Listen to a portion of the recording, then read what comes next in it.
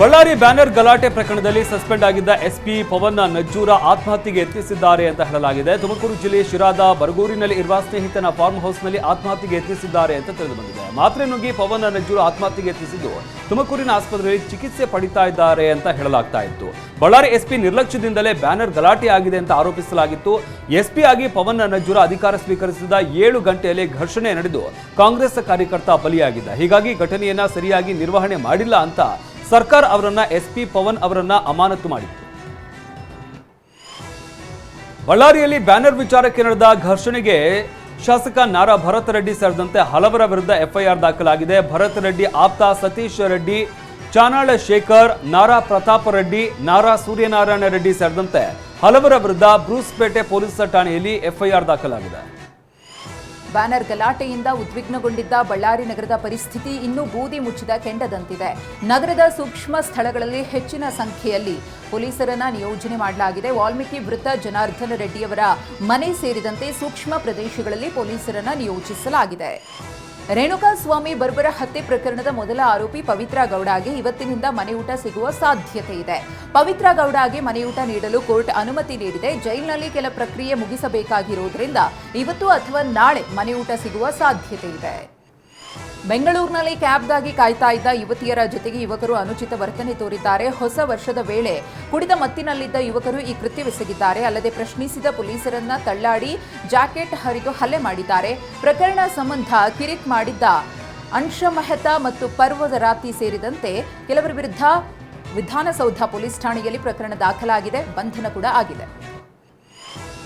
ಬೆಂಗಳೂರಿನ West of card ರಸ್ತೆಯಲ್ಲಿ ಪತ್ನಿಯನ್ನ ಗುಂಡಿಕ್ಕಿ ಕೊಂದ ಗಂಡನ ಕೃತ್ಯದ ಹಿಂದಿನ ಪ್ಲಾನ್ ಬಹಿರಂಗವಾಗಿದೆ. ಪತ್ನಿ ಭುವನೇಶ್ವರಿ ಕೊಲೆ ಮಾಡಲೆಂದೇ ಆರೋಪಿ ಬಾಲಮುರುಗನ್ ಗನ್ ತರೋದಕ್ಕೆ 3 ಬಾರಿ ಬಿಹಾರಕ್ಕೆ ತೆರಳಿದ್ದ.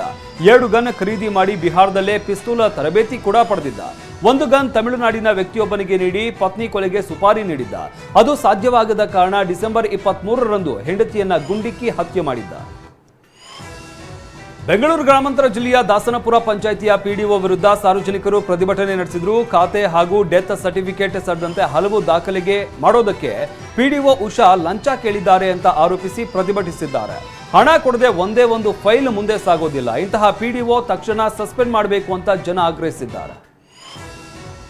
ಸರ್ಕಾರಿ ಆಯುರ್ವೇದಿಕ್ ಆಸ್ಪತ್ರೆಯಲ್ಲಿ ಡಿ ಗ್ರೂಪ್ ಹೊರಗುತ್ತಿಗೆ ನೌಕರ ಆತ್ಮಹತ್ಯೆಗೆ ಶರಣಾಗಿದ್ದಾರೆ. ಗದಗ ಜಿಲ್ಲೆಯ ಬೆಟಗೇರಿಯಲ್ಲಿ ಇರುವ ಸರ್ಕಾರಿ ಆಯುರ್ವೇದಿಕ್ ಆಸ್ಪತ್ರೆಯಲ್ಲಿ ಮೈಲಾರಲಿಂಗೇಶ್ವರ ರಂಗಪ್ಪ ಎನ್ನುವವರು ಸೂಸೈಡ್ ಮಾಡಿಕೊಂಡಿದ್ದಾರೆ.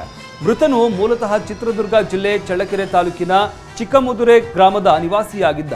ಆತ್ಮಹತ್ಯೆಗೆ ನಿಖರ ಕಾರಣ ಇನ್ನೂ ಕೂಡ ತಿಳಿದು ಬಂದಿಲ್ಲ. ಹುಬ್ಬಳ್ಳಿಯಲ್ಲಿ ಎಲೆಕ್ಟ್ರಿಕಲ್ ಶಾಪ್ ಬೆಂಕಿಗಾಹುತಿಯಾಗಿದೆ. ಆರ್ಎನ್ ಶೆಟ್ಟಿ ರಸ್ತೆಯಲ್ಲಿರುವಂತಹ ಎಲೆಕ್ಟ್ರಿಕ್ ಅಂಗಡಿ ಸುಟ್ಟು ಕರಕಲಾಗಿದೆ. ಬೆಂಕಿಯ ಕೆನ್ನಾಲಿಕೆಗೆ ಅಂಗಡಿ ಹೊತ್ತಿ ಉರಿದಿದೆ. ರಾಜು ಸೋಳಂಕೆ ಎಂಬುವರಿಗೆ ಸೇರಿದ ಅಂಗಡಿ ಇದಾಗಿದ್ದು, ಬೆಂಕಿ ಅನಾಹುತದಲ್ಲಿ ಲಕ್ಷಾಂತರ ರೂಪಾಯಿ ಮೌಲ್ಯದ ವಸ್ತುಗಳು ಸುಟ್ಟು ಕರಕಲಾಗಿವೆ. ವಿದ್ಯುತ್ ಶಾರ್ಟ್ ಸರ್ಕ್ಯೂಟ್ನಿಂದ ಅವಘಡ ಸಂಭವಿಸಿದೆ ಅಂತ ಹೇಳಲಾಗ್ತಿದೆ. ಸಿದ್ಧಗಂಗಾ ಮಠದ ಹೆಸರಿನಲ್ಲಿ ಸಾರ್ವಜನಿಕರಿಂದ ಹಣ ವಸೂಲಿ ಮಾಡ್ತಿರುವುದು ಬೆಳಕಿಗೆ ಬಂದಿದೆ. ಮಠದ ಹೆಸರಿನಲ್ಲಿ ಬಂಜೆತನಕ್ಕೆ ಔಷಧಿ ಹೆಸರಿನಲ್ಲಿ ದಂಧೆ ಮಾಡಲಾಗ್ತಿದೆ. ದೇಣಿಗೆ ಸಂಗ್ರಹಕ್ಕೆ ಮಠದಿಂದ ಯಾರನ್ನೂ ನೇಮಿಸಿಲ್ಲ, ಔಷಧಿ ವಿತರಣೆಯೂ ಮಾಡ್ತಿಲ್ಲ ಅಂತ ಸಿದ್ಧಗಂಗಾ ಮಠದ ಆಡಳಿತ ಅಧಿಕಾರಿ ವಿಶ್ವನಾಥಯ್ಯ ಸ್ಪಷ್ಟಪಡಿಸಿದ್ದಾರೆ. ಕಲಬುರಗಿ ಜೈಲಿಗೆ ಕಾರಾಗೃಹ ಇಲಾಖೆಯ ಮುಖ್ಯಸ್ಥ ಅಲೋಕ್ ಕುಮಾರ್ ಭೇಟಿ ನೀಡಿದ್ರು. ಖೈದಿಗಳ ಮೋಜು ಮಸ್ತಿ ವಿಡಿಯೋ ವೈರಲ್ ಹಿನ್ನೆಲೆಯಲ್ಲಿ ಜೈಲಿನಲ್ಲಿ ಪರಿಶೀಲನೆ ನಡೆಸಿದ್ರು. ಇತ್ತೀಚೆಗೆ ಜೈಲಿನಲ್ಲಿ ಖೈದಿಗಳು ಸಿಗರೇಟ್ ಮದ್ಯ ಸೇವನೆ ಮಾಡುವ ವಿಡಿಯೋ ವೈರಲ್ ಆಗಿತ್ತು. ಈ ಹಿನ್ನೆಲೆಯಲ್ಲಿ ಅಲೋಕ್ ಕುಮಾರ್ ಅವರು ಪರಿಶೀಲನೆ ನಡೆಸಿದ್ರು. ಮಂಡ್ಯ ವೈದ್ಯಕೀಯ ವಿಜ್ಞಾನಗಳ ಸಂಸ್ಥೆ ಕಚೇರಿ ಅಧೀಕ್ಷಕ ಬಿಕೆ ಚಂದ್ರಶೇಖರ್ ವಿರುದ್ಧ ಗಂಭೀರ ಆರೋಪ ಕೇಳಿ ಬಂದಿದೆ. ನಕಲಿ ಎಸ್ಎಸ್ಎಲ್ಸಿ ಹಾಗೂ ಡಿ ಫಾರಂ ಮಾರ್ಕ್ಸ್ ಕಾರ್ಡ್ ನೀಡಿ ಹುದ್ದೆ ಪಡೆದಿದ್ದಾರೆ ಅಂತ ಸಾಮಾಜಿಕ ಕಾರ್ಯಕರ್ತ ಸಾಗರ್ ದೂರು ನೀಡಿದ್ದಾರೆ. ಉಡುಪಿ ಜಿಲ್ಲೆಯ ಕಾಪುವಿನ ಹೆಜಮಾಡಿ ಸಮುದ್ರ ತೀರಕ್ಕೆ ರಾಶಿ ಭೂತಾಯಿ ಮೀನುಗಳು ಬಂದಿವೆ. ಸಾಂಪ್ರದಾಯಿಕ ಮೀನುಗಾರಿಕೆ ವೇಳೆ ಲಕ್ಷಾಂತರ ಮೀನುಗಳು ತೀರ ಪ್ರವೇಶಕ್ಕೆ ಬಂದಿದೆ. ಕೈಗೆ ಸಿಕ್ಕ ಮೀನುಗಳನ್ನು ಹಿಡಿದು ಸ್ಥಳೀಯರು ಖುಷಿ ಪಟ್ಟಿದ್ದಾರೆ.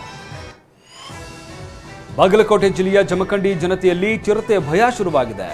ತುಬಚಿ ಗ್ರಾಮದ ವಸತಿ ಪ್ರದೇಶದಲ್ಲಿ ಚಿರತೆಯ ಹೆಜ್ಜೆಗಳು ಕಾಣಿಸಿಕೊಂಡಿವೆ. ಹೀಗಾಗಿ ಚಿರತೆ ಹಿಡಿಯೋದಕ್ಕೆ ಅರಣ್ಯ ಇಲಾಖೆ ಸಿಬ್ಬಂದಿ ಮುಂದಾಗಿದ್ದಾರೆ. ತೋಟದ ವಸತಿ ಪ್ರದೇಶದಲ್ಲಿ ಬೋನ್ ಇಟ್ಟಿದ್ದಾರೆ. ಜನ ಎಚ್ಚರಿಕೆಯಿಂದ ಇರುವಂತೆ ಸೂಚನೆ ನೀಡಲಾಗಿದೆ.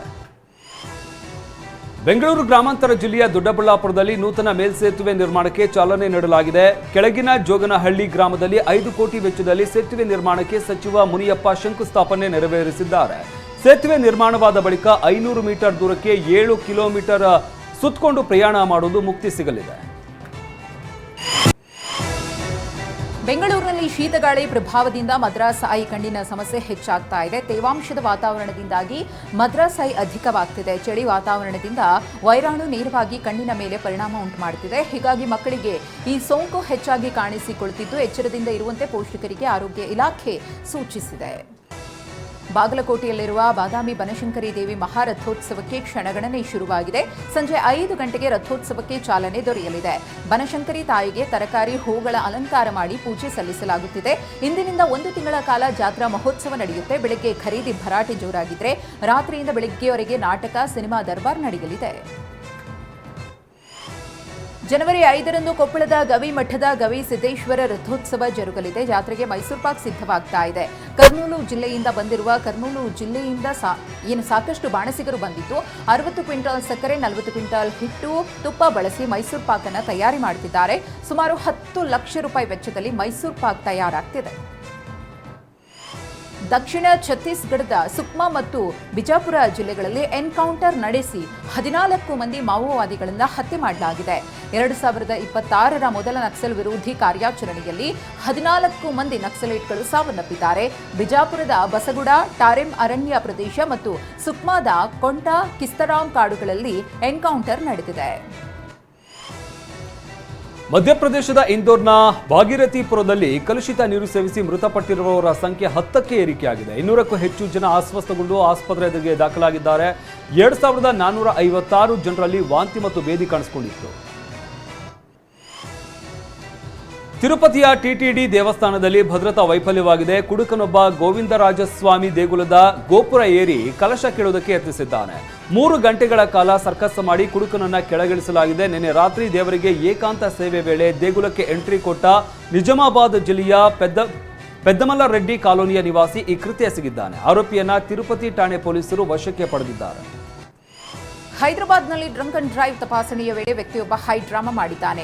ವನಸ್ಥಾಲಿಪುರಂನಲ್ಲಿ ಫೈನ್ ಕಟ್ಟು ಎಂದಿದ್ದಕ್ಕೆ ನಡು ರೋಡಲ್ಲೇ ಮಲಗಿ ಟ್ರಾಫಿಕ್ ಪೊಲೀಸರಿಗೆ ಕ್ವಾಟ್ಲೆ ಕೊಟ್ಟಿದ್ದಾನೆ. ಉತ್ತರ ಭಾರತದಾದ್ಯಂತ ಮಂಜು ಆವರಿಸಿದ್ದು ಜನರು ಪರದಾಡುವಂತಾಗಿದೆ. ಕೆಲವು ಭಾಗಗಳಲ್ಲಿ ದಟ್ಟವಾದ ಮಂಜಿನಿಂದಾಗಿ ಪ್ರಯಾಣಿಕರು ತೊಂದರೆಗೆ ಸಿಲುಕಿದ್ದಾರೆ. ಹಲವಾರು ರೈಲುಗಳು ನಿಗದಿತ ಸಮಯಕ್ಕಿಂತ ತಡವಾಗಿ ಚಲಿಸಿವೆ. ಕೆಲವು ರೈಲುಗಳ ಸಂಚಾರವನ್ನು ರದ್ದು ಮಾಡಲಾಗಿದೆ. ಪ್ರಯಾಣಿಕರು ರೈಲು ನಿಲ್ದಾಣದಲ್ಲೇ ಸಿಲುಕಿದ್ದಾರೆ. ಬಾಂಗ್ಲಾದೇಶದಲ್ಲಿ ಮತ್ತೊಬ್ಬ ಹಿಂದುವಿನ ಹತ್ಯೆಯಾಗಿದೆ. ಗುಂಪು ಹಲ್ಲೆಯಿಂದ ತೀವ್ರವಾಗಿ ಗಾಯಗೊಂಡಿದ್ದ ಖೋಖೋನ್ ದಾಸ್ ಎನ್ನುವವರು ಚಿಕಿತ್ಸೆ ಫಲಕಾರಿಯಾಗದೆ ಮೃತಪಟ್ಟಿದ್ದಾರೆ. ಔಷಧಿ ಹಾಗೂ ಮೊಬೈಲ್ ಅಂಗಡಿ ಇಟ್ಟುಕೊಂಡಿದ್ದ ಖೋಖೋನ್ ದಾಸ್ನ ಮುಸ್ಲಿಂ ಮೂಲಭೂತವಾದಿಗಳು ಟಾರ್ಗೆಟ್ ಮಾಡಿದ್ರು. ಬುಧವಾರ ರಾತ್ರಿ ಅಂಗಡಿ ಮುಚ್ಚಿಕೊಂಡು ಮನೆಗೆ ಹೋಗ್ತಾ ಇದ್ದ ದಾಸ್ ಮೇಲೆ ದಾಳಿ ಮಾಡಿ ಬೆಂಕಿ ಹಚ್ಚಿದ್ರು. ಗಂಭೀರವಾಗಿ ಗಾಯಗೊಂಡಿದ್ದ ಖೋಖೋನ್ ದಾಸ್ ಢಾಕಾ ಆಸ್ಪತ್ರೆಯಲ್ಲಿ ಮೃತಪಟ್ಟಿದ್ದಾರೆ. ಕೋಲ್ಕತ್ತಾ ನೈಟ್ ರೈಡರ್ಸ್ ತಂಡದಿಂದ ಬಾಂಗ್ಲಾ ಆಟಗಾರ ಮುಸ್ತಫಿಜುರ್ ಕೈಬಿಡಲಾಗಿದೆ. ಬಾಂಗ್ಲಾದೇಶದಲ್ಲಿ ಹಿಂದೂಗಳ ಮೇಲೆ ದೌರ್ಜನ್ಯ ಹಿನ್ನೆಲೆಯಲ್ಲಿ ಮುಸ್ತಫಿಜುರ್ ಖರೀದಿಗೆ ವ್ಯಾಪಕ ಆಕ್ರೋಶ ವ್ಯಕ್ತವಾಗಿತ್ತು. ಬಿಸಿಸಿಐ ನಿರ್ದೇಶನದ ಮೇರೆಗೆ ಮುಸ್ತಫಿಜುರ್ನನ್ನ ಕೆಕೆಆರ್ ತಂಡ ಕೈಬಿಟ್ಟಿದೆ. ಮಿನಿ ಹರಾಜಿನಲ್ಲಿ 9 ಕೋಟಿ 20 ಲಕ್ಷ ರೂಪಾಯಿ ನೀಡಿ ಮುಸ್ತಫಿಜುರ್ನನ್ನ ಕೆಕೆಆರ್ ಖರೀದಿ ಮಾಡಿತ್ತು.